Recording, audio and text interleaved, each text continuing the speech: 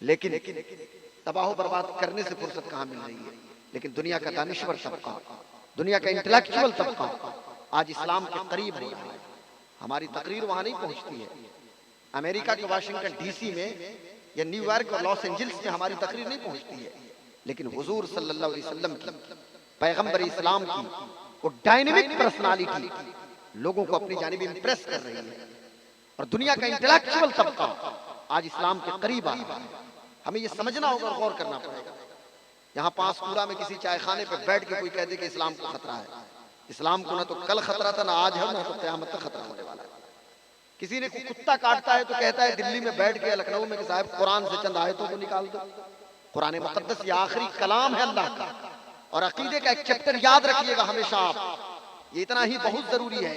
کھانے پینے سونے جاگنے سے زیادہ ضروری یاد رکھنا ہے کہ قرآن مقدس یہ اللہ کی مخلوق نہیں ہے. قرآن اللہ کا کلام ہے اور یہ ہمیشہ سے ہے، اسے ہمیشہ تک رہنا ہے. اور جس طرح منزل من السماء یہ قرآن نازل ہوا زبر زیر پیش کی کمی بیشی کے بغیر، وہی قرآن آج ہمارے پاس بھی موجود ہے، ہمارے سینے میں موجود ہے، ہمارے گھروں میں موجود ہے. لیکن میں آپ سے پوچھنا چاہتا ہوں، اتنے سارے لوگ ہیں، کتنے لوگ ہیں جو روزانہ کی بنیاد پہ قرآن شریف کی تلاوت کرتے ہوں گے؟ ڈیلی بیسس پہ کتنے لوگ ہیں جو قرآن شریف پڑھتے ہیں؟ 3-4 دن کے بعد سے رمضان شروع ہے تو شاید کہ پچھلے رمضان میں مسجد میں ہم قرآن شریف کی تلاوت کیے تھے اور پھر سامنے رمضان میں قرآن شریف کی تلاوت کریں گے. ہونا تو یہ چاہیے تھا کہ ڈیلی بیسس پہ روزانہ کی بنیاد پہ قرآن مقدس کی تلاوت ہم کرتے ہیں. قرآن خود ذکر مصطفیٰ ہے. کائنات کے چپے چپے پہ ذکر مصطفیٰ ہو رہا ہے. یہ چند لمحوں میں ایک رات ہم بیٹھ کے حضور کا ذکر کریں تو کون سا ہم احسان کر دے رہے ہیں. ہر وقت حضور کا ذکر ہو رہا ہے. اور اللہ تبارک تعالیٰ نے نام جو عطا کیا نا محمد، محمد کا مطلب ہی ہوتا ہے الذی یحمد حمدا بعد حمد او مرۃ بعد مرۃ او کرۃ بعد کرۃ بلا انفصال. محمد وہ ہیں کہ کنٹینیو جن کی تعریف کی جائے، ہمیشہ جن کی تعریف کی جائے. سطح سمندر پر تیرنے والی مچھلیاں جن کی تعریف کریں، ہواؤں میں اڑنے والی پرندے جن کی تعریف کریں، بلوں میں رہنے والی چوٹیاں جن کی تعریف کریں، ہر وقت جن کا ذکر ہو، ہر وقت جن کی تعریف ہو. اور ذکر مصطفیٰ کی کتنی برکت ہے. اس کے بعد میں آؤں گا پھر آپ کے سماج اور سوسائٹی کے حوالے سے ایک دو باتیں پیش کروں گا. آج ضرورت یہ کہ ہر لمحہ ہم بھی ذکر مصطفیٰ کریں، حضور کا ذکر. اور ذکر تو یہ بھی ہے پریکٹیکلی طور سے کہ ہم حضور کی باتوں پہ عمل کرنا شروع کر دیں.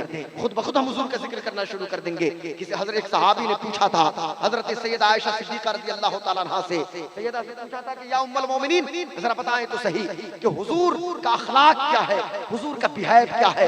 تو سیدہ نے ارشاد فرمایا تھا کہ چلتے پھرتے قرآن کو دیکھنا ہے تو محمد عربی کی زندگی کو دیکھ لو. آج ضرورت یہ ہے کہ ہم اٹھتے بیٹھتے حضور کی سیرت طیبہ پہ عمل کرنا شروع کر دیں. ہمارا بولنا نبی کی اداؤں کے مطابق ہو، ہمارا سونا مصطفیٰ کی اداؤں کے مطابق ہو، ہمارا جاگنا نبی کی سنت کے مطابق ہو. ایک وقت کی نماز ہماری نہ چھوٹے، ہماری مسجدیں آباد ہو. فجر میں ہم کثیر تعداد میں پہنچے، ظہر میں جائیں، عصر میں جائیں، مغرب اور عشاء میں جائیں. ہم نے صرف جمعہ کی امپورٹنس کو سمجھ لیا ہے. ایک وقت ایسا ہوگا کہ لوگ کہنا شروع کر دیں گے کہ فجر میں تالا لگا دو مسجدوں میں، مسلمان تو صرف جمعہ پڑھنے آتے ہیں. ظہر میں بند کر دو، عصر میں بند کر دو، مغرب اور عشاء میں بند کر دو. کتنے پرسنٹ مسلمان فجر، ظہر اور عصر، مغرب یا عشاء میں آ رہے ہیں؟ ہمیں خود سوچنا ہوگا. ہمیں اپنی مسجدوں کو آباد کرنا ہوگا، ہمیں نمازوں کی پابندی کرنی ہوگی، ہمیں قرآن مقدس کی تلاوت کرنی ہوگی. بے مطلب کے فضول گوئی میں اپنے وقت کو برباد کر رہے ہیں. ہمارے گھر میں کسی کی شادی ہے، نہ جانے کتنی رسمیں ہمارے ہاں موجود ہیں. شادی کی رسم ایک الگ جگہ ہے، لیکن اس کے علاوہ ڈی جے ساؤنڈ ہم نے منگا لیا. ہماری بیٹی بھی ناچ رہی ہے، ہم بھی ناچ رہے ہیں، میری بیوی بھی ڈانس کر رہی ہے، ہماری بہن بھی ڈانس کر رہی ہے. ایک عجیب و غریب ماحول بنا لیا ہے. اور اس کے بعد پھر ہمارا من چلتا ہے تو شراب نوشی بھی کر لیتے ہیں، قسم قسم کے نشہ کرتے ہیں. گانجا ہمارا بیٹا پیتا ہے، بھانگ دھتور اور نہ جانے کون کون سے نشہ ہمارے بچے لے رہے ہیں، ڈرگس ہمارے بچے لے رہے ہیں. اور باتیں ہم بڑی بڑی چھوڑیں گے صاحب، ہم تو عاشق مصطفیٰ ہیں، ہم تو حضور کے دیوانے ہیں. حضور کرم ہو جائے، حضور کرم ہو جائے. یہ سب کرم ہے تمہارا آقا کے بات اب تک بنی ہوئی ہے. اے بیٹا پلیز بیٹھو. اب بیٹھ گئے تو تھوڑی دیر بیٹھو. بہت ریئر کیس میں تم کو جانے کی اجازت ملے گی. چھٹی اگر بہت ریئر کیس میں اس طرح چھٹی مانگیے گا، چھٹی ملے گی، چلے جائیے گا. 2 نمبر کی حاجت ہو تو اس طرح اشارہ کیجیے گا، چھٹی دے دوں گا. لیکن تھوڑی دیر اطمینان سے بیٹھ بیٹھیے. بات میں یہ کر رہا ہوں, میں کوئی تقریر کرنے کے لیے نہیں آیا, اور یہ تفصیلی خطاب کا موضوع بھی نہیں ہے. مجھے بتانا یہ ہے کہ تن ہما داغ داغ شد, پمبا کجا کجا نے ہم, سر سے پیر تک پورا جسم میرا زخمی زخمی ہے. آپ مرہم کہاں رکھیں گے؟ آج کا یہ جلتا ہوا سماج, آج کی یہ جلتی ہوئی سوسائٹی, کہ جس سوسائٹی کو ضرورت ہے حضور کی سیرت طیبہ کی, جس سماج کو ضرورت ہے شریعت مصطفی کی, شریعت پہ مکمل طور سے عمل کرنے کی ضرورت ہے. آج ہماری وجہ سے اسلامی مقدسات کی تحقیر ہو رہی ہے. آج ہمارے بچے آوارہ بن گئے ہیں, ہماری بیٹیاں آوارہ بن گئی ہیں, جس کی وجہ سے لوگ اسلامی شاعر کا مذاق اڑا رہے ہیں. جلسے جلوس تو روزانہ ہو رہے ہیں, غلام غوث قادری تو روزانہ تقریر کر رہے ہیں, محمد علی فیضی تو روزانہ نعت شریف پڑھ رہے ہیں, لیکن ہم تو یہ ذرا سوچیں کہ رات بھر جو ہم نے شب بیداری کی ہے, رات بھر جو ہم نے رت جگہ کیا, پوری رات ہم نے تقریریں کی ہے, بڑی اچھی شاعری کی ہوئی ہے, بڑی اچھی تقریر ہو رہی ہے, لیکن صبح کو ہم کو حصہ کیا ملا ہے؟ ہمیں یہ بھی تو سوچنا پڑے گا, ہمیں نصیب کیا ملا, ہم نے کتنی عمل کرنے کی کوشش کیا. کیا ہماری سوسائٹی سے بے پردگی ختم ہوئی؟ کیا ہمارے سماج سے نشہ جیسی لعنت ختم ہوئی ہے؟ کیا ہماری سوسائٹی اور ہمارے سماج میں لوگ تہجد کی نماز کے پابند ہو گئے؟ کیا ہماری سوسائٹی میں یا ہم نے ایسا معاشرہ بنا دیا کہ جس معاشرے میں لوگ قرآن کی تلاوت مسلسل کر رہے ہیں؟ ایسا تو نہیں بن پایا نا. پھر ہمیں غور کرنا ہوگا, پھر ہمیں سوچنا پڑے گا. گاؤں اور محلے کے لوگ بیٹھ کے سر جوڑ کے بیٹھے اور یہ فیصلہ کریں, میری تقریر 1 گھنٹے کی تقریر سے نہ تو ڈی جے ساؤنڈ بند ہو سکتا ہے اور نہ تو غلط رسموں کا خاتمہ ہو سکتا ہے. اس کے لیے آپ کو ایک تنظیم بنانی ہوگی اور ایک کمیٹی کی تشکیل کرنی ہوگی, اور اس کے بعد قانون نافذ کریں پورے علاقے کے جتنے محلے اور جتنے گاؤں ہیں کہ اگر کسی کی بیٹی کی شادی میں کوئی ڈانس کرتا ہے تو ہم اس کا سوشلی بائیکاٹ کریں گے, ہم اس کا سماجک بہشکار کریں گے. مجھے بتاؤ تو صحیح, پھر کس کو ہمت پڑے گی کہ وہ ڈانس کرنا شروع کر دے؟ کس کو ہمت پڑے گی کہ وہ ڈی جے کی دھن پہ اپنے بدن کو گھمانا شروع کر دے؟ اس لیے ضرورت یہ ہے کہ عملی طور سے مسلمان بننے کی کوشش کریں. بات میری دوسری سمت میں نہ چلی جائے, کچھ باتیں میں آپ کی سماعتوں کی دہلیز سے پہنچانے کی کوشش کرتا ہوں. آج ضرورت یہ ہے کہ پوری دنیا میں سیرت طیبہ کو عام کر دیا جائے. آج ضرورت ہے پوری دنیا میں نظام مصطفیٰ کو اسٹیبلش کیا جائے. آج پوری دنیا میں یہ اسلام صرف پانشکوڑا یا یہ بنگال کے علاقوں کا یہ دین نہیں ہے, بلکہ اس دین کی مانیت یونیورسل یہ دین ہے. ایک ساروبھومک ستیہ کا نام ہے لا الہ الا اللہ محمد رسول اللہ. ایک یونیورسل یہ دین ہے, اور پیغمبر اسلام یونیورسل پیغمبر ہے. اللہ تبارک و تعالی قرآن مقدس کے اندر ارشاد فرماتا ہے, قل یا ایھا الناس انی رسول اللہ الیکم جمیعا, اے میرے پیارے آپ فرما دیجئے, اے لوگو میں تم سب کی طرف رسول بنا کر بھیجا گیا ہوں. حضور کی زندگی ہمارے لیے آئیڈیل ہے, مصطفیٰ کی زندگی ہمارے لیے رول ماڈل ہے. جبھی تو قرآن مقدس کے اندر اللہ نے ارشاد فرمایا, اللہ فرماتا ہے اس دین کے حوالے سے, دین اسلام جو سب سے بڑی سچائی ہے, جو سب سے بڑی صداقت ہے, اللہ تبارک و تعالی ارشاد فرماتا ہے ان الدین عند اللہ الاسلام, اللہ کے نزدیک کوئی دین ہے تو دین اسلام ہے. اب پیغمبر چونکہ آخری پیغمبر ہیں, ذرا توجہ رہے تو میری بات سمجھ میں آئے گی, پیغمبر یونیورسل پیغمبر ہیں تو پھر ان کی زندگی بھی تو آئیڈیل ہونی چاہیے پوری دنیا کے لوگوں کے لیے. یہ صرف مکہ مدینہ جدہ قصیم جمبو حائل عرب کے خطوں کے لیے ان کی زندگی نہیں ہے, بلکہ سب کے لیے ایک سمان ان کی زندگی ہے. جبھی تو قرآن مقدس کے اندر ارشاد فرمایا گیا لقد کان لکم فی رسول اللہ اسوۃ حسنہ, تمہارے لیے رسول اللہ کی زندگی نمونہ عمل ہے. آپ مسلمان ہیں, آپ کی زبان بنگالی ہو, آپ کی زبان گجراتی ہو, آپ کی زبان بھوجپوری ہو, آپ کی زبان اردو ہو, آپ کی زبان انگلش ہو, ہندی ہو, آپ کی زبان فرینچ ہو, آپ کی زبان ڈچ ہو, آپ کی زبان انگلش ہو, کوئی بھی زبان ہو, آپ کے لیے حضور کی زندگی آئیڈیل زندگی ہے. صاحب آپ کا کلچر کچھ بھی ہو, آپ کی اپنی علاقائی تہذیب کچھ بھی ہو, آپ کا ریجنل کلچر یعنی علاقائی تہذیب وہ الگ ہو سکتی ہے, لیکن یاد رکھنا ہماری تہذیب تو ایک تہذیب ہے جو مدینے کے مصطفیٰ نے ہمیں عطا فرمایا ہے. ہماری ثقافت تو وہی ثقافت ہے جو آمنہ کے لال نے ہمیں عطا فرمایا ہے, اور ہماری طرز زندگی تو اسی کے مطابق ہونی چاہیے جو محمد رسول اللہ نے ہمیں عطا فرمایا. میری بات سمجھ میں آ رہی ہے نا؟ آئیے ذرا دیکھیے ہماری سوسائٹی کے اندر ایک بہت بڑا المیہ یہ ہے کہ ہم سب سے زیادہ چونکہ سب سے زیادہ ہم رائٹس کی بات کرتے ہیں, حقوق کی بات کرتے ہیں. ہر شخص کو اپنا حق چاہیے, بیٹی کو اپنا حق چاہیے, ماں کو اپنا حق چاہیے, بھائی کو اپنا, شوہر کو اپنا, بیوی کو اپنا, سب. لیکن ہماری سوسائٹی میں ڈیوٹیز کی بات نہیں کی جاتی, یعنی ذمہ داری کی بات نہیں کی جاتی. میں سمجھتا ہوں اگر بحیثیت باپ میں اپنی ذمہ داری ادا کروں, ڈیوٹی, میرا بیٹا جو چھوٹا ہے ابھی اس کی پرورش اور تربیت ہو رہی ہے, اس کا حق خود بخود ادا ہو جائے گا, اور بیٹے جب بڑے ہوں گے, میں بوڑھا ہو جاؤں گا وہ اپنی ڈیوٹیز کو ادا کریں تو میرے رائٹس خود بخود پورے ہو جائیں گے۔ اب اتنی بات جب آپ کو سمجھ میں آ گئی تو ذرا آج اپنی سوسائٹی کو دیکھیے اور پھر ہم مدینے کی سوسائٹی کو دیکھتے ہیں اور مدینے کے سماج کو۔ آج سے برسوں میں آج کے مدینے کی بات نہیں کرتا اور آج کے مدینے کی سوسائٹی کی بات نہیں کرتا، میں اس زمانے کی بات کر رہا ہوں جب حضور صفہ کی درسگاہ پہ موجود تھے اور سارے صحابہ حالہ بنا کے بیٹھتے تھے۔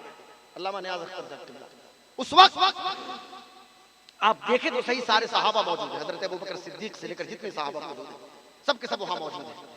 حضور نے سب سے پہلے ڈیوٹیز کی بات کی اور اسلامی آئین اور قانون کی پاسداری کرنے کی ذمہ داری آپ نے لوگوں کو ادا کی ہے، اور آپ نے ارشاد فرمایا کہ ہر شخص صرف اپنی ذمہ داری ادا کرے نا تو جلتا ہوا سماج امن و شانتی کا گہوارہ بنتا ہوا نظر آئے گا۔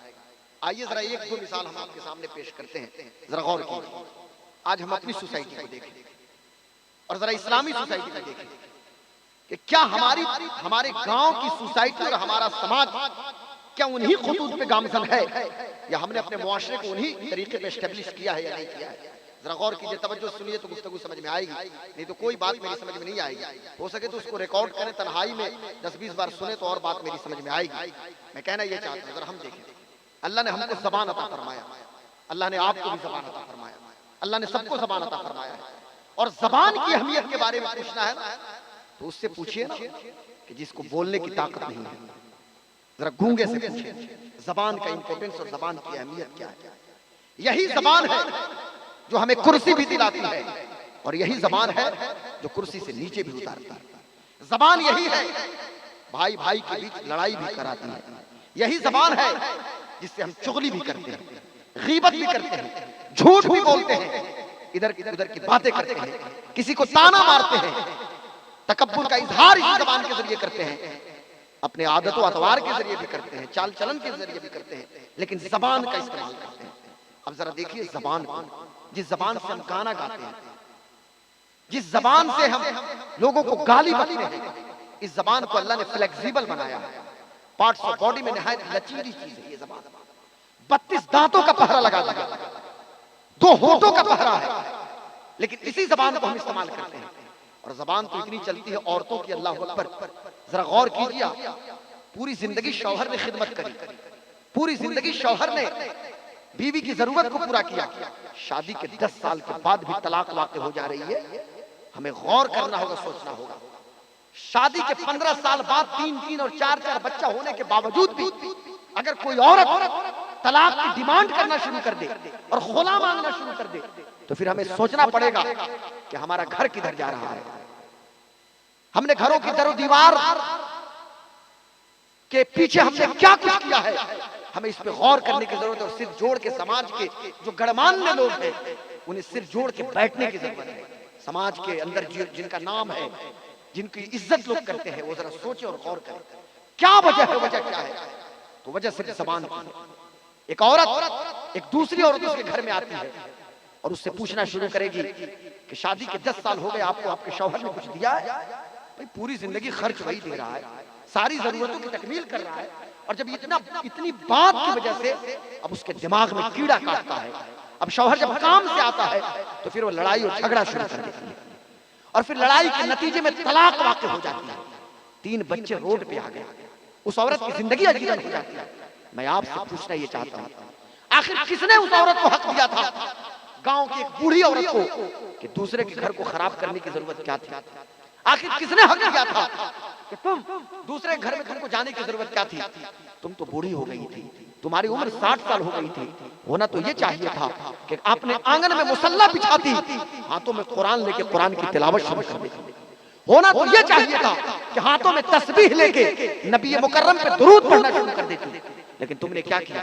آج ذرا غور کیجئے، 2 بھائی آپس میں محبت سے زندگی گزار رہے ہیں، گاؤں میں ایک دوسرے شخص اس کی زبان میں کیڑا کاٹتا ہے، اسی زبان کا غلط استعمال کرتا ہے۔ یہی زبان ہے کہ جب نیتا بولنا شروع کرتا ہے بستی کے بستی جلنی شروع ہو جاتی ہے، زبان سے فتنہ پھیلتا ہے، زبان سے فساد پھیلنا شروع ہو جاتا ہے۔ لیکن میں آپ سے کہنا یہ چاہتا ہوں کہ میری قوم کے لوگوں، میرے دوستوں، میرے بزرگوں، میرے بھائیوں، کاش کہ ہر مسلمان اپنی زبان پہ کنٹرول کر لے، یہ زبان کا استعمال صحیح کرے۔ اللہ نے زبان کیوں عطا فرمایا؟ زبان اس لیے اللہ نے عطا فرمایا کہ اس زبان سے ہم نبی کی نعت پڑھیں، اس زبان سے ہم اللہ کی کبریائی بیان کریں، اس زبان سے ہم تسبیح بولیں، اس زبان سے ہم نبی مکرم پہ درود شریف پڑھیں۔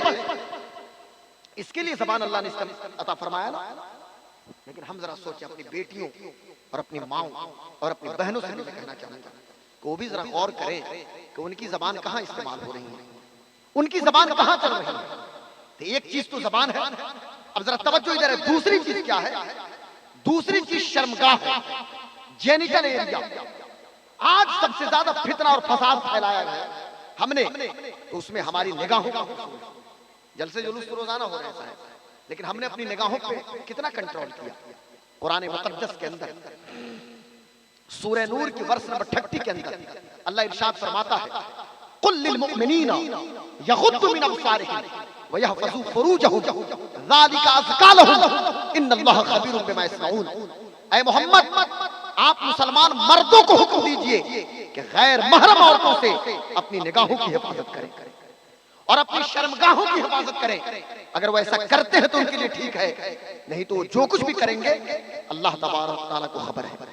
میں آپ کی پرائیویٹ لائف کو نہیں دیکھتا، یا میری پرائیویسی میں آپ نہیں جھانکتے۔ آپ بند کمرے میں کیا کرتے ہیں مجھے خبر نہیں۔ آپ موبائل کے اسکرین پہ آپ کی انگلیاں اسکرول کر رہی ہیں اور آپ کس سے چیٹنگ کر رہے ہیں، ہمیں تو خبر نہیں ہے نا، اور نہ تو آپ کو میرے بارے میں خبر ہے۔ لیکن یاد رکھنا، کوئی تو ہے جو ہمارے ظاہر کو بھی دیکھتا ہے، ہمارے باطن کو بھی دیکھتا ہے، وہ ہمارا اور آپ کا اللہ تبارک و تعالیٰ ہے۔ شریعت کی ایک حد میں ہمیں اور آپ کو زندگی گزارنی ہے۔ میں قوم کی بیٹیوں اور قوم کی ماؤں اور بہنوں سے بھی کہنا چاہتا ہوں، آج سب سے زیادہ بھارت کی دھرتی پہ میں 2023 کی بات کروں کہ سب سے زیادہ بنگال کے اندر، اتر پردیش، بہار کے اندر، اڑیسہ کے اندر سب سے زیادہ ریپ کے مقدمے FIR درج ہوئے۔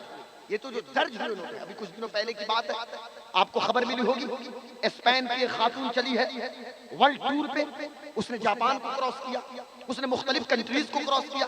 افغانستان میں اسے دقت کا سامنا نہیں کرنا پڑا، ایران کو کراس کیا کوئی دقت نہیں ہوئی، پاکستان کو کراس کیا کوئی دقت نہیں ہوئی، مختلف کنٹریز کو کراس کرتے کرتے انڈیا پہنچی، دہلی ہوتے ہوئے، بہار ہوتے ہوئے، جھارکھنڈ کے ایک علاقے میں جب پہنچی ہے تو پھر چند درندوں نے ساموہک بلاత్కాر اس کا کیا ہے۔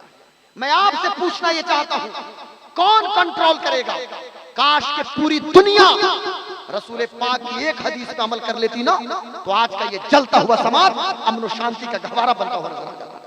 آج لڑکیوں کی عصمتیں محفوظ ہو جاتی، ایک حدیث شریف مسلمان کا بیٹا بیٹا تو کرے ہی، یہ تو سب کے لیے پیغام ہے۔ اللہ کے رسول صلی اللہ علیہ وسلم ارشاد فرماتے ہیں مَن یضمن لی ما بین لحییہ وما بین رجلیہ اضمن لہ الجنہ۔ یہ پیغام مسلمانوں کے لیے ہے، مسلمان کے بیٹوں کے لیے ہے، مسلم نوجوانوں کے لیے ہے، مسلم یوتھ کے لیے ہے، مسلم بوڑھوں کے لیے ہے، ہر مسلمان فرد کے لیے ہے، عورت ہو یا مرد سب کے لیے ہے۔ میرے کریم آقا ارشاد فرماتے ہیں، اور یہ ایک آفاقی پیغام ہے لیکن اسپیشلی لا الہ الا اللہ محمد رسول اللہ پڑھنے والوں کے لیے پیغام ہے۔ آقا ارشاد فرماتے ہیں جو کوئی بھی مجھے دو چیزوں کی حفاظت کی ضمانت دے میں اسے جنت کی ضمانت دیتا ہوں۔ یا رسول اللہ دو چیزیں کیا ہے؟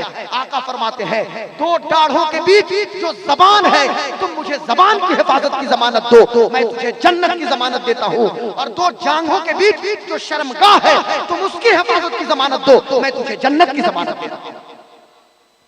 جنت ایسے نہیں ملنے والی، فقط نعرہ لگانے سے جنت مل جائے گی، نعت شریف سننے سے جنت مل جائے گی۔ ہم نعت کیوں سنتے ہیں؟ تاکہ ہماری نگاہوں کی حفاظت ہو، تاکہ ہمارے دل میں عشق مصطفیٰ اور موجزن ہو جائے، حضور کی محبت خون بن کر ہماری رگوں میں دوڑتی ہے اور دل کی دھڑکن بن کر تڑپتی ہے، اس میں اور اضافہ ہوتا ہے۔ لیکن دو چیزوں پہ حضور فرماتے ہیں whoever guarantees for me what is between his jaws it means his tongue and what is between his legs it means his genital area I guarantee for him the paradise۔ آقا فرماتے ہیں جو کوئی بھی مجھے دو چیزوں کی حفاظت کی ضمانت دے میں اسے جنت کی ضمانت دیتا ہوں۔ دو ڈاڑھوں کے بیچ جو زبان ہے اور دو جانگوں کے بیچ جو شرمگاہ ہے تم اس کی حفاظت کی ضمانت دو میں تجھے جنت کی ضمانت دیتا ہوں۔ آج ہم سے کہا جاتا ہے بھائی صاحب کہ دیکھنے سے کیا ہو جاتا ہے؟ نگاہ ہے دیکھیں گے۔ میں کہتا ہوں سنو، اسلام نے عورتوں کو پردہ کی بات کی، ہماری بیٹی ہماری بہن پردہ میں رہے، مسلم خواتین پردہ میں رہے۔ پردہ کا جو کانسیپٹ ہے یہ اس کانسیپٹ کو لوگوں نے غلط سمجھا۔ پردہ کا کانسیپٹ کسی کو قید کرنا نہیں ہے. اور میں تو ڈنکے کی چوٹ پہ کہتا، آج تو 8 مارچ کی تاریخ تھی، لوگوں نے پوری دنیا میں وومنس ڈے کے طور پہ سیلیبریٹ کیا، مہیلا دیوس، مہیلا دیوس، مہیلا دیوس. مسلمانوں کو مہیلا دیوس منانے کی کیا ضرورت ہے؟ یہ تو سال میں ایک دن یہ درندے پورے سال عورتوں کی عزت نہیں کریں گے اور ایک دن مہیلاؤں کے نام. ہمیں کسی مہیلا وومنس ڈے کی ضرورت نہیں ہے. ارے ہمارا دین وہ دین ہے کہ جس نے ماں کے قدموں کے نیچے جنت لا کے رکھ دیا. اور جہاں حضور نے ارشاد فرمایا کہ دن میں جتنی بار اپنی ماں کے چہرہ کو دیکھو گے تمہیں حج مقبول کا ثواب عطا فرمائے گا، اللہ تبارک تعالیٰ فرمائے گا. تو جہاں یہ ہے، جہاں بیٹیوں کی خدمت پہ ثواب، جہاں بہنوں کے حق دینے پہ ثواب، جہاں بہنوں کی عزت پہ ثواب، جہاں بیوی کی خدمت پہ ثواب، جہاں بیوی کے حقوق پورے کرنے پہ ثواب، وہاں تو ہر لمحہ عورتوں کے حقوق کی بات کی جا رہی ہے. لیکن آج ہماری بیٹیوں کو، ہماری ماؤں کو، ہماری بہنوں کو گمراہ کرنے کی کوشش کی جائے. آخری لمحے میں میری گفتگو چلی، لیکن ذرا اس کو غور سے سنیے گا. آج کہا جاتا ہے کہ صاحب یہ پردہ پردہ پردہ. میں کہتا ہوں پردہ کا کانسیپٹ صرف نقاب نہیں ہے. نقاب کا تصور تو یہ ہونا چاہیے کہ میری 10 سال کی بیٹی یا 15 سال کی بیٹی نقاب پہنے، یا پھر میری 60 سال کی ماں نقاب پہنے. نقاب اس قدر ڈھیلا ڈھالا ہو کہ پتہ نہ چلے کہ 15 سال کی میری بیٹی نقاب پہ ہے کہ 60 سال کی ماں میری نقاب پہ ہے. لیکن آج افسوس کی بات ہے بھائیوں کہ ہماری بہنیں نقاب پہنتی ہیں اور نقاب کے پٹے پہ یہ ماشاءاللہ ان لوگوں نے لکھوا دیا. یہ پتہ نہیں یہ کون سا کمال ہے. ہم نے دیکھا کلکتے میں مختلف جگہوں پہ، اتر پردیش اور بہار میں دیکھا کہ نقاب کی پٹی پہ ماشاءاللہ، استغفر اللہ، معاذ اللہ. یہ کیوں تم لوگوں کو دعوت دے رہی ہو کیا کہ کوئی ہم کو دیکھ کے ماشاءاللہ کہے؟ استغفر اللہ، معاذ اللہ رب العالمین. جہاں عورتوں کو اپنی نگاہوں کی حفاظت کی ضرورت ہے، آپ پردہ میں رہیں، آپ نقاب پہن لیں، اور آپ کی نگاہیں آوارہ ہیں. آپ نقاب میں ہیں، آپ کی آنکھ آوارہ ہے. آپ نقاب میں ہیں، آپ کا کان آوارہ ہے. آپ نقاب میں، آپ کی زبان آوارہ ہے. آپ جس سے مرضی اس سے گفتگو کر لیں گے یا آپ کر لیں گے. جہاں اسلام عورتوں کو پردہ کی بات کرتا ہے، مردوں کو بھی ذمہ داری ہے کہ کسی غیر محرم کی آواز اس کے کان تک نہ پہنچے، کسی غیر محرم کو نہ دیکھے، وہ کسی غیر محرم کی طرف نگاہ اٹھائے. کہتے دیکھنے سے کیا ہوتا ہے؟ دیکھنے سے بہت کچھ ہوتا ہے. آپ کہیں گے دیکھنے سے کیا؟ میں کہوں گا ہوتا ہے. یہاں سامنے سڑک ہے، ہائی وے پہ کسی کا ایکسیڈنٹ ہو جائے، 3 طرح کے لوگ دیکھیں گے. ایک شخص دیکھے گا، اس کی حالت یہ ہوگی کہ اگر کمزور ہے تو وہیں بے ہوش ہو جائے گا. خون کا فوارہ دیکھے گا، 2 دن تک کھانا پینا بند کر دے گا. اور ایک شخص دیکھے گا، مہینوں اس کو یاد رہے گا وہ ایکسیڈنٹ. میں آپ سے پوچھنا یہ چاہتا ہوں، دیکھنے نے اثر کیا یا نہیں کیا؟ جب اسلام نے منع کر دیا کہ کسی غیر محرم کو نہیں دیکھنا، تو ہم کیوں دیکھیں گے؟ ایک طرف ہم تقریریں بھی سنتے ہیں، نعت شریف بھی سنتے ہیں، جلسے جلوس بھی ہو رہے ہیں، ایک طرف دعوے مسلمانی بھی ہے. اور پھر سوال یہ پیدا ہوتا ہے کون عمل کرے گا؟ جب قرآن میں منع ہو گیا کہ شراب حرام، حرام تو حرام ہے، جب منع ہے کہ میوزک اور ڈی جے حرام تو حرام ہے، اس میں بڑی بات کرنے کی کیا ضرورت ہے؟ مسلمانوں کو سمجھانے کی ضرورت ہے کہ مسلمان نشہ نہ کرے. بھائی مسلمان کے تو بیٹے کو جاننا چاہیے کہ اللہ نے حرام کر دیا ہے نشہ، حضور نے فرما دیا. اور حضرت علی فرماتے ہیں، امام المشارق والمغارب، حلال المشکلات والنوائی، مظہر العجائب والغرائب. حضرت سیدنا سرکار علی المرتضی، حضرت علی کرم اللہ وجہ الکریم ارشاد فرماتے ہیں کہ میں تو یہاں تک بھی نہیں چاہتا کہ جس سمندر کے کنارے شراب کی ایک بوند گر جائے، میں یہ نہیں چاہتا کہ میرا گھوڑا بھی مہینوں بعد اس کنارے سے پانی پیے. اللہ اکبر. ذرا سمجھنے کی بات، ہمارے معاشرے میں سود، نشہ، ہم نے نکاح کو اتنا ٹف بنا دیا، اتنا مشکل بنا دیا کہ زنا کو ہم نے آسان کر دیا. حالانکہ نکاح کو اتنا آسان کرنا چاہیے کہ زنا مشکل ہو جائے. رسموں کے نام پہ، بیہودہ رسموں کے نام پہ، جہیز کلچر کے نام پہ، ڈوری سسٹم کے نام پہ